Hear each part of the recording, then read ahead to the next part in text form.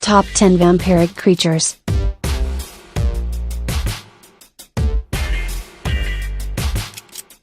The consumption of blood is scientifically known as hematophagy, and an organism that feeds partially or exclusively on blood is hematophagous. As non-parasitic omnivores, it's easy for us humans to vilify this seemingly alien lifestyle, but consider the fact that many other creatures, including ourselves, are constantly forced to kill to survive. The animals you're about to meet might seem sneaky, creepy or even cruel, but these are animals who have adapted to feed on other creatures without normally killing them. Rationally speaking, running off with a little blood is a lot less destructive and efficient than ripping the legs off an antelope. Fleas. While there are various insects that feed on blood, fleas are the largest group to be 100 hematophagous, with over 2,000 known species heavily adapted to live off the blood of mammals. Their flexible, densely armored yet paper-thin bodies are perfect for swimming quickly through thick fur, resisting the host's attempts to claw or bite them out. Fleas never have wings, which would slow them down on their hosts, but compensate with incredible spring-loaded legs, allowing them to leap over 200 times their body length to come and go from hosts. They begin their lives as maggot-like larvae, which do not bite but feed on debris such as dead skin, hair, feathers or even their parents' waste. Yes, mommy flea will not only drink your blood, but poop it into her babies. At least it's going to use, right? While most fleas are happy to eat and run, some species are known as stick-tight fleas for the female's rather unpleasant feeding method. She embeds her entire body deep under the host skin, swells up to the size of a pea, lays her eggs and dies, still embedded in the flesh where she may cause a bacterial infection. Fleas are not to be confused with ticks, who were just barely pushed off this list. Ticks are actually 8-legged arachnids, and the largest of all mites. Bedbugs. The term bug originally referred only to insects of the order Hemiptera, which includes the stinkbugs, assassin bugs, water bugs, aphids, cicadas and many others. Most bugs are harmless, but the notorious bedbugs are among the few parasitic varieties. True to their name, these wingless creatures hide in the nesting materials of larger vertebrates, such as your mattress and pillows, to feed on the blood of hosts as they sleep. Extremely resilient, they adapt quickly to diseases and pesticides, making them extremely difficult to exterminate. This rapid adaptation is due in part to their harsh reproductive habits. In order to mate, the male must overpower the larger, tougher female to stab through her exoskeleton with his bladed genitalia, and the female must be strong enough to survive these wounds to lay her eggs, meaning only the toughest of both sexes will pass on their genes.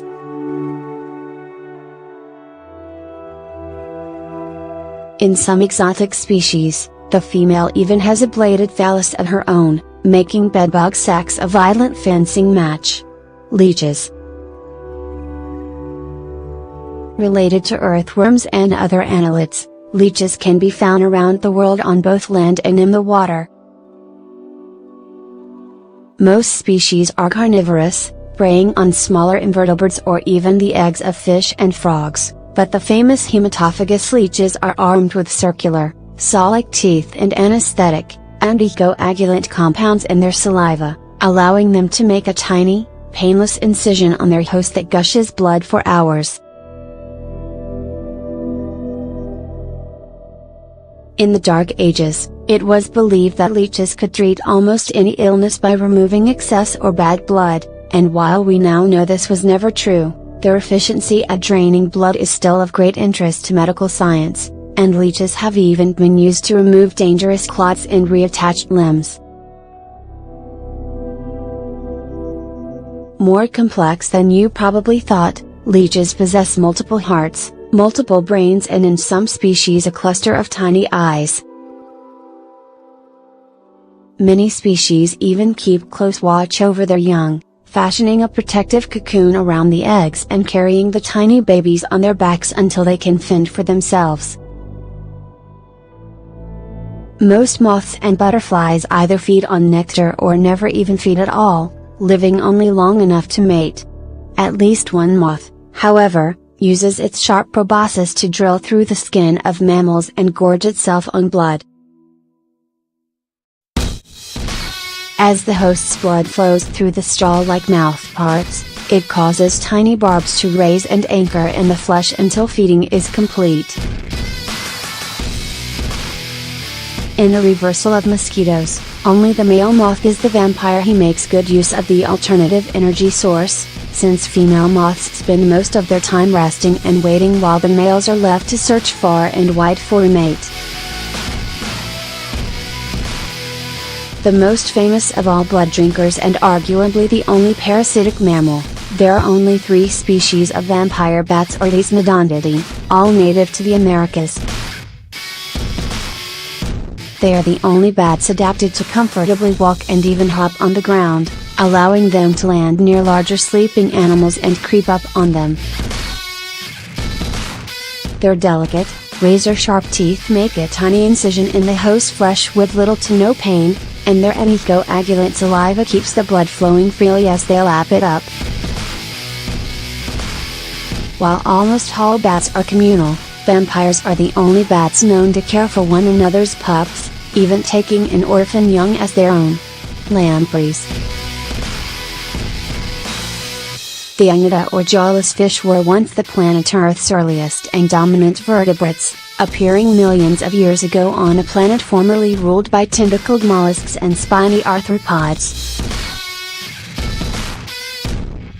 Today, the only living examples of these fishy forefathers are the scavenging slime hags, which are quite fascinating, but not hematophagous, and the sucker-faced lampreys.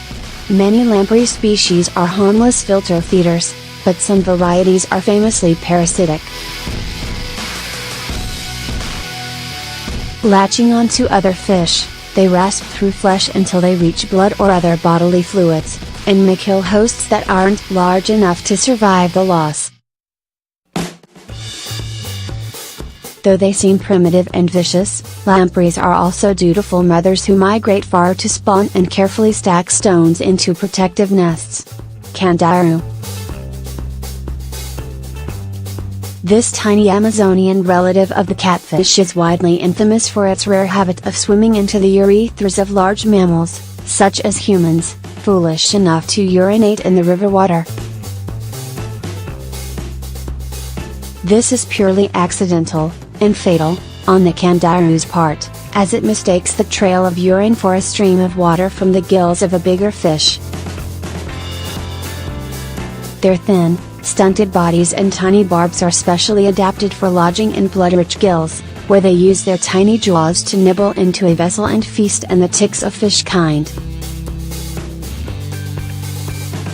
Perhaps our most unlikely vampire, Cancleria cooperi, is a species of sea snail that preys almost solely on the blood of torpediforms or electric rays. True to their name, these stingray cousins can deliver up to 220 volts to paralyze prey and predator alike, but parasites are another matter. The slow but persistent little snails can smell a torpedo's mucus coating from several feet away, and use a long, thin tube to siphon off blood without causing the fish any pain or discomfort. The Galapagos Islands are famously home to a wide array of tiny finches, closely related but adapted to the food sources of each island with their specialized beaks. None are perhaps so bizarre as Geospes difficilis septentrionalis, the only bird known to regularly supplement its diet with fresh blood. It shares its somewhat desolate chunk of land with thousands of much larger boobies, the birds, dummy, who don't even seem to resist as the relatively tiny finches wreck gruesome little holes in their bodies. It has been theorized that the finches once plucked parasites from these birds, which would have developed an instinct to ignore the painful jabs for their own benefit. Finches who learned to lap up blood from the wounds for a little extra nourishment were probably better survivors as the island's food dwindled, so they slowly shifted to vampirism and their victims had little means of catching on. To add insult to injury, the finches may also prey on booby eggs, pushing them out of their nests to break them open. Flies. The diptera or true flies include thousands of known species, and while most flies are harmless, cute little nectar drinkers, beneficial scavengers or predators of other insects, the diptera have also found more ways to suck blood than any other warder in the animal kingdom. The females of some Culicidae, the infamous mosquitoes, use their syringe-like mouthparts to draw blood from mammals and transmit parasites that kill more human beings each year than all other natural forces combined. Horseflies are a little more crude, using razor-edged mouthparts to slice open flesh and lap up the blood that oozes out. Biting midges and gnats can be almost too tiny to notice until one feels dozens of prickly bites.